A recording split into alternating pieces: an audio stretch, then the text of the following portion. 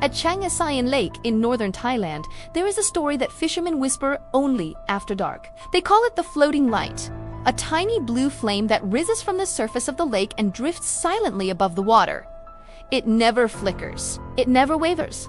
It simply glows, as if waiting for someone to notice. This tranquil body of water, nestled in the Chiang Saen District of Chiang Rai province, is a world away from the bustling cities. Surrounded by mist-shrouded wetlands and ancient forests, the lake often wears a veil of fog at dawn and dusk, creating an atmosphere thick with mystery and the echoes of forgotten time. Located near the historic Golden Triangle, where the borders of Thailand, Laos, and Myanmar meet, and just a stone's throw from the mighty Mekong River. This region is steeped in legends that are as deep and old as the waters themselves. Here, against the backdrop of the crumbling walls of Chiang Saen's ancient city, local fishermen have for generations reported a phenomenon that defies simple explanation: a solitary blue flame, hovering just above the water's surface before vanishing without a trace.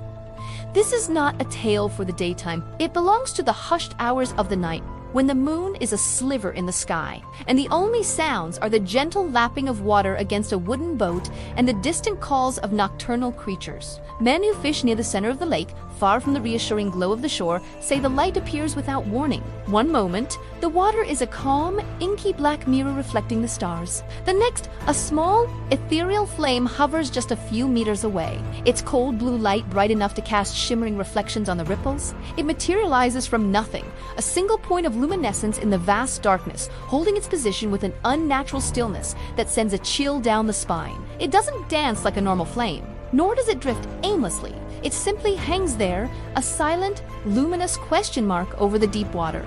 The bravest, or perhaps the most foolish, have tried to approach it, lured by a mix of curiosity and disbelief. They begin to row closer, their paddle strokes muffled by the heavy, watchful silence.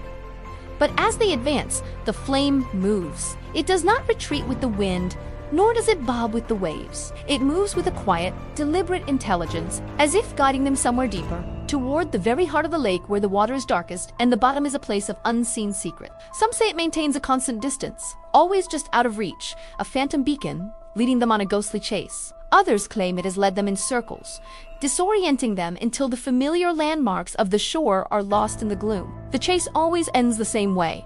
The flame extinguishes itself as suddenly as it appeared, leaving the fisherman alone in the oppressive darkness, his heart pounding, a profound sense of unease settling over him as he realizes he has been toyed with by something not of this world. The stories and theories attempting to explain the floating light are as numerous as the stars that glitter above the lake on a clear night. Some believe the spectral flame belongs to the sorrowful spirit of a woman who drowned in these waters many years ago. The details of her story vary with each telling. In one version, she was a traveler from a distant land, captivated by the serene beauty of the lake, who disappeared beneath its surface and was never found. In another, she was a local girl betrayed in love, who chose the cold embrace of the lake over a life of heartbreak. They say her spirit, forever bound to the place of her demise, rises at night, eternally searching for her way home, or perhaps for the one who wronged her. The blue flame, they whisper, is the physical manifestation of her sorrow, a cold, mournful light that glows with the intensity of her unending grief. It is a lonely light, a beacon of loss that calls out across the dark water, a silent testament to a tragedy that the lake has refused to forget. But the older villagers, those whose memories are woven with the threads of ancient folklore, tell a different, more formidable story.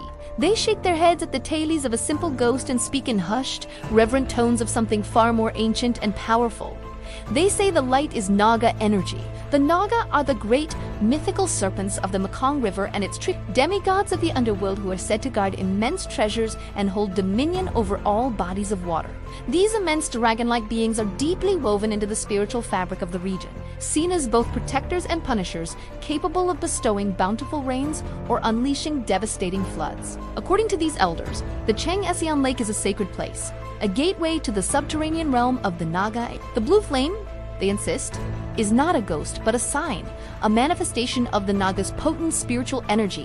When the flame appears, it is a signal that the great serpents are active, their immense forms stirring in the abyss. It is a warning to mortals to show respect, to keep their distance, for they are treading in the presence of divinity. The fishermen who have witnessed the blue flame firsthand often describe an unsettling sequence of events that lends credence to the Naga theory. They speak of an unnerving change in the atmosphere just before the light materializes. The air grows inexplicably cold, a sudden chill that has nothing to do with the night's temperature. The sounds of the forest and the wetland creatures fall silent, as if the entire landscape is holding its breath in anticipation. The lake itself, no matter how choppy it might have been moments before, grows unnaturally still, its surface becoming as smooth and placid as polished obsidian. It is in this profound, preternatural silence that the flame is born, and it is during this time, with the cold blue light casting its otherworldly glow upon the boat, that many have felt a palpable presence beneath them. They swear that right before the flame disappears,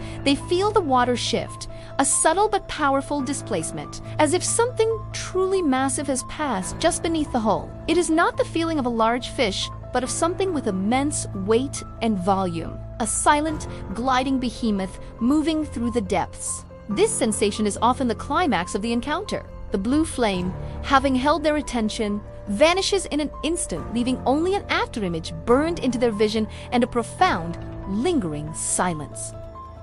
The night returns to normal. The crickets resume their chirping. The water begins to lap against the boat once more, and the air loses its unnatural chill. But the feeling of being watched remains. The fishermen, now alone in the darkness, paddle for the shore with a renewed urgency, their minds racing, the image of the blue light seared into their memory. They know they have trespassed, that they have glimpsed something beyond the veil of the ordinary world. They have been given a sign, a fleeting look into the mysteries that the lake holds within its depths. They may not understand what they have seen, whether it was the lost soul of a drowned woman or the sacred energy of a mythical serpent, but everyone agrees on one thing. When the blue flame appears, something is watching from beneath the water.